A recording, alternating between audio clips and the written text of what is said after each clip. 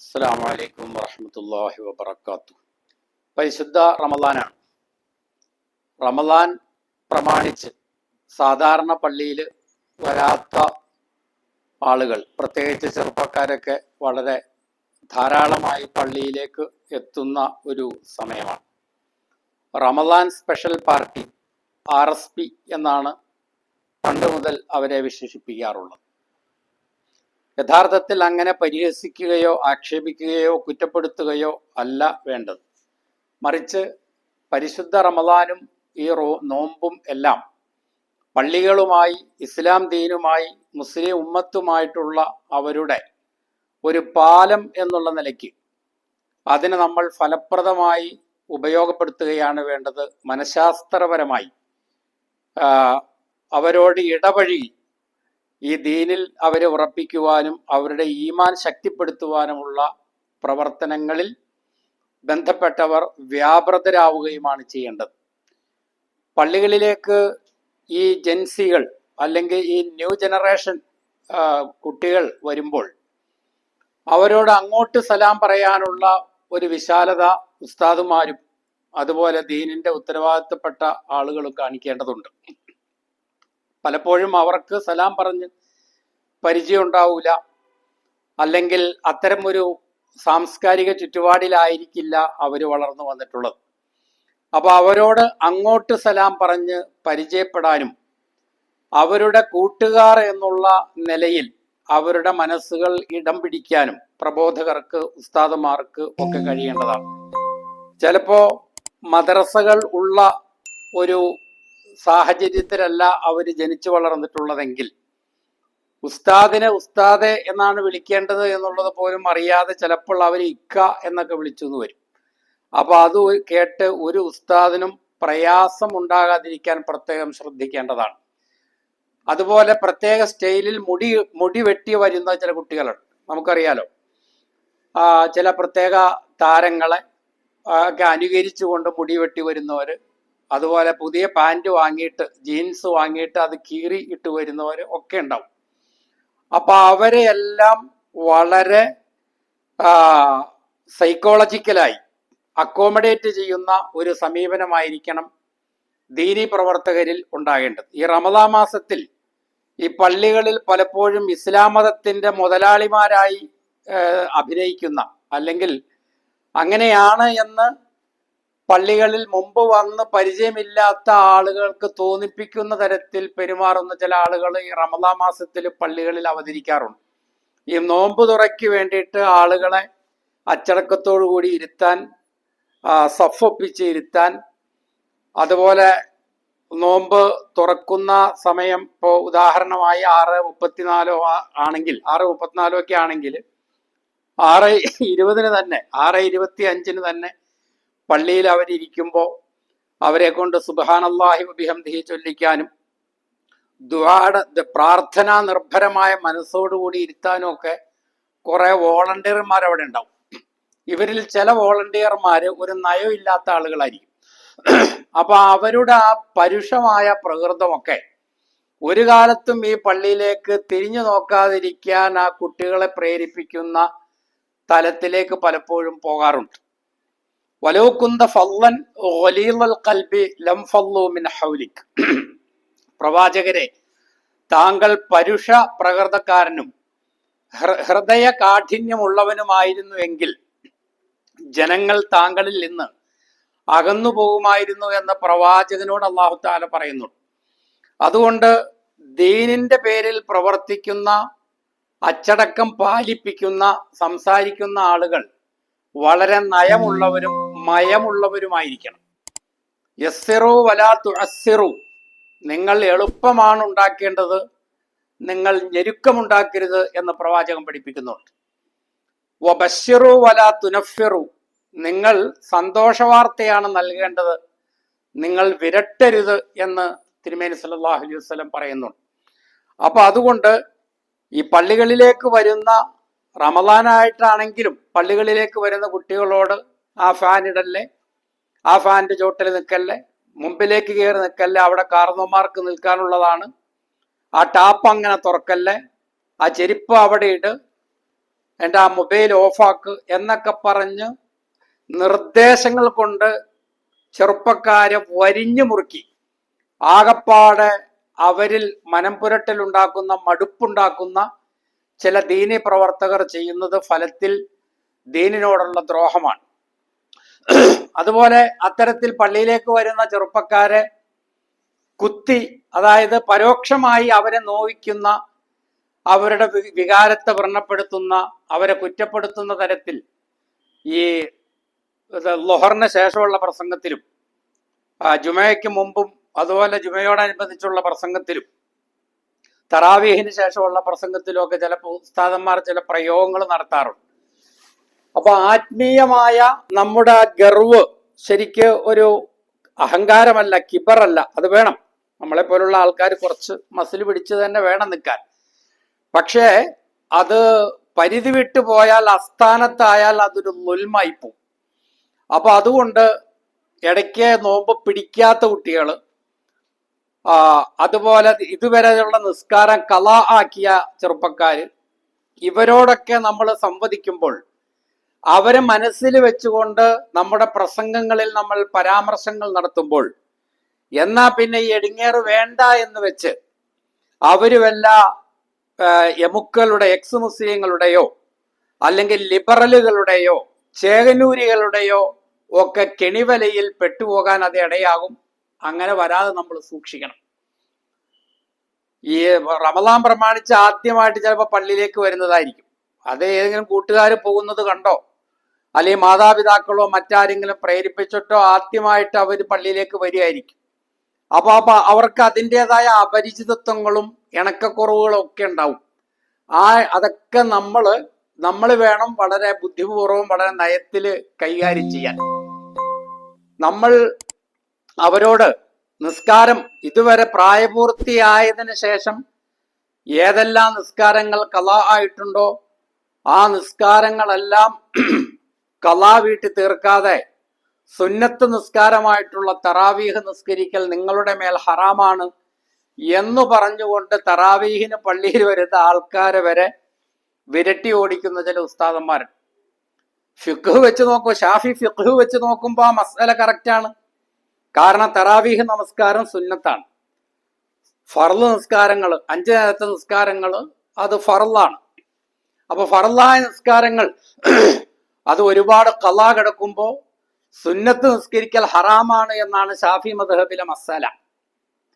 അപ്പൊ ഷാഫി മദ്ഹബ് പഠിപ്പിക്കുന്നതിനനുസരിച്ച് ഫർള് നിസ്കാരം ഖളാ ഉള്ള ആളുകൾ അവരുടെ ജീവിതത്തിലെ പ്രാഥമികമായ മാലാബുദ്ധ മിൻഹുവായ കാര്യങ്ങൾക്ക് ആവശ്യമായതല്ലാത്ത മുഴുവൻ സമയവും ഉപയോഗിച്ച് എത്രയും പെട്ടെന്ന് അവർ നിസ്കാരം ഖളാ വീട്ടണം. ഖളാ ഉള്ള നിസ്കാരങ്ങൾ, കുടിശ്ശികയുള്ള നിസ്കാരങ്ങൾ, ഫർള് നിസ്കാരങ്ങൾ ഖളാ വീട്ടണം.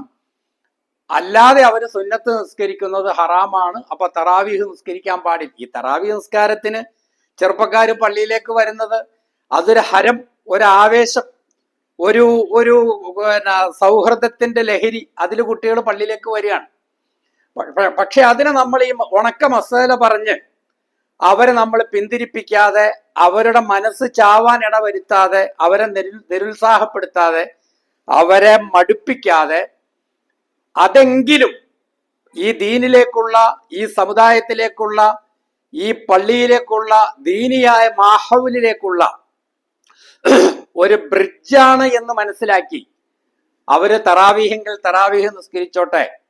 ഇനി സല്ലൂ അലൻ നബിയിൽ മുസ്തഫൽ മുഖ്താർ അതൊക്കെ ചൊല്ലുന്ന പള്ളിയാണെങ്കിൽ അവരും അത് ഒച്ചത്തിൽ ചൊല്ലിക്കോട്ടെ. ഇനി സ്വാദ് സീനായി പോവുകയാണെങ്കിലും അല്ലെങ്കിൽ ഖാഫ് കാഫായി പോവുകയാണെങ്കിലും അതങ്ങ് കണ്ണടച്ചേക്കുക. കാരണം ഈ കർമ്മങ്ങളുടെ കൃത്യത, അതിൻ്റെ കർക്കശമായ ശരിത്വം എന്നൊക്കെ പറയുന്നത്, അല്ലെ ഇഖ്ലാസ് എന്നൊക്കെ പറയുന്നത് പിന്നീട് ഉണ്ടാവുന്നതാണ്, പിന്നീട് ഉണ്ടാവേണ്ടതാണ്. അത് ആദ്യം തന്നെ ഉണ്ടായിന്ന് വരൂല. അപ്പോൾ ഈ ഒരു ആവേശ തള്ളിച്ചയെ നമ്മൾ അങ്ങനെ ദീനിലേക്ക് ആളുകളെ അടുപ്പിക്കാൻ വേണ്ടി നമ്മൾ ഉപയോഗപ്പെടുത്തുകയും അവരെ പടിപടിയായിട്ട് ശരിയാക്കി എടുക്കാം എന്നുള്ള ഒരു പ്രത്യാശയിൽ അവരോട് നമ്മൾ മയമുള്ള വാക്കുകൾ പറയുകയും റസൂലുള്ളാഹി സ്വല്ലല്ലാഹു അലൈഹി വസല്ലം പറഞ്ഞതുപോലെ ബുഇസ്തു ബിൽ ഹനീഫിയത്തി സംഹ, വളരെ യർജുവായ ലളിതമായ ഒരു സരണിയുമായിട്ടാണ്, ജീവിത പദ്ധതിയുമായിട്ടാണ് ഞാൻ നിയോഗിക്കപ്പെട്ടിട്ടുള്ളത്. അപ്പോ അതുകൊണ്ട് പള്ളിയിൽ വന്ന് മൂത്രമൊഴിച്ച ഒരു അപരിഷ്കൃതനായ മനുഷ്യനോട് പോലും സ്വഹാബാക്കൾ ദേഷ്യപ്പെട്ടപ്പോ തിരുമേനി സല്ലല്ലാഹു അലൈഹി വസല്ലം പറഞ്ഞു, ദഅഹു ഫഅഹ്രിഖു അലൈഹി ദൽവം മിനൽ മാ, അവനെ നിങ്ങൾ വിട്ടേക്കുക, ഒരു ബക്കറ്റ് വെള്ളം നിങ്ങൾ അവൻ മൂത്രമൊഴിച്ച സ്ഥലത്ത് ഒഴിച്ചാൽ മതി എന്ന് പറഞ്ഞ് റസൂല് പ്രകോപിതരായ തന്റെ സ്വന്തം ഭക്തരായ അനുയായികളെ, സ്വഹാബികളെ സാന്ത്വനിപ്പിച്ചത് നമുക്ക് കാണുവാൻ കഴിയും. ഇതായിരിക്കണം നമ്മുടെ മാതൃക. വമാ ജഅല അലൈക്കും ഫിദ്ദീനി മിൻ ഹറജ്, ഈ ദീനിൽ അള്ളാഹു നിങ്ങൾക്ക് യാതൊരു ബുദ്ധിമുട്ടും ഉണ്ടാക്കിയിട്ടില്ല. ലാ യുകല്ലിഫുല്ലാഹു നഫ്സൻ ഇല്ലാ വസ്അഹാ, ഒരു ശരീരത്തോടും അതിനാവതുള്ളതല്ലാതെ അള്ളാഹു തആല കൽപ്പിക്കുകയില്ല. ഒറ്റയടിക്ക് ആളുകളെയൊക്കെ അങ്ങ് നന്നാക്കി കളയാം, ദീനങ്ങ് അടിച്ചു കയറ്റി അങ്ങ് പെർഫെക്റ്റ് ആക്കി കളയാം എന്നൊക്കെ നമ്മൾ വിചാരിച്ചാൽ വിപരീത ഫലമാവും ഉണ്ടാവുക. അവര് ദീനിന്റെ ആജന്മ ശത്രുക്കളായിട്ട് മാറും.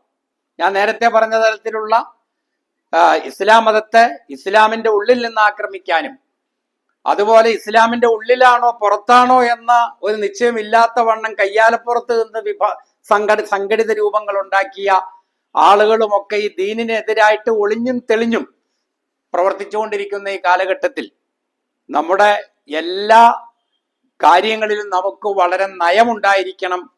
നമ്മൾ വളരെ കൗശലപൂർവം, വളരെ ദീനിനു വേണ്ടിയുള്ള മൗഇദത്തോടും അതുപോലെ നസീഹത്തോടും ഹിക്മത്തോടും കൂടി വേണം നമ്മൾ ഇടപെടാൻ എന്നുള്ളതാണ് ഈ പറയുന്നത്. വലൻ യുശാദ്ദീന അഹദുൻ ഇല്ലാ ഗലബ, ഈ ദീനിനോടാരും അല്ലെങ്കിൽ ഈ ദീനിന്റെ കാര്യത്തിൽ ആരെങ്കിലും കാർക്കശ്യം പുലർത്തിയാൽ അവർ പരാജയപ്പെടുകയേ ഉള്ളൂ എന്ന് തിരുമേനി സല്ലല്ലാഹു അലൈഹി വസല്ലം പറയുന്നു. തീവ്രവാദികൾ തുലഞ്ഞത് തന്നെ എന്നൊരു ഹദീസ് ഉണ്ട്. ഹലക്കൽ മുത്തനത്യൂൻ, ഹലക്കൽ മുത്തനത്യൂൻ, ഹലക്കൽ മുത്തനത്യൂൻ എന്ന് റസൂലുള്ളാഹ് 3 പ്രാവശ്യം ആവർത്തിച്ച് പറയുന്നുണ്ട്. തീവ്രവാദികൾ തുലഞ്ഞത് തന്നെ എന്ന് പറഞ്ഞാൽ, തീവ്രവാദികൾ എന്ന് പറഞ്ഞാൽ നമ്മൾ ഈ പേപ്പറിൽ കാണുന്ന തീവ്രവാദികളല്ല, അല്ലെങ്കിൽ നമ്മുടെ ശങ്കരൻ വക്കീലും മറ്റേ പണിക്കരും ഒക്കെ TV ചർച്ചയിൽ എപ്പോഴും പറയുന്ന തീവ്രവാദം അതല്ല ഈ തീവ്രവാദം.